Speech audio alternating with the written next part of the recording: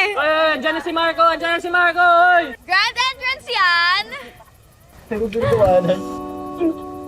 Akala namin di ka na darating eh.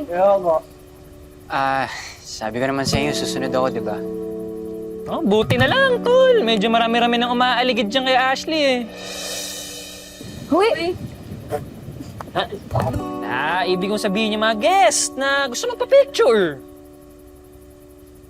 Oh, mga fans. Wait, teka, saan ka ba galing kasi? Ang ginagawa niyo dito? Umalis ka na! Gayahin mo nanay mo! Magsama kayo! Iwanan niyo na ako! Nandito ako para tulungan kayo. Para tignan kayo, para alagaan kayo. Dahil araw-araw na doon kayo naglalasing at nagwawala sabi ng mga kapitbahay pa. Ano ba? Ba't ako naglalasing? Ha?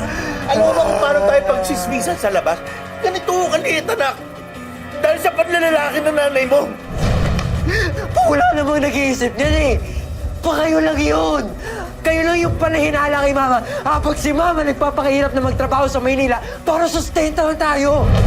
Tapos ano ginagawa niyo, ha? Nilulustay na lang yung pinaghihirapan niya saan? Sa alak, sa kakainom niyo!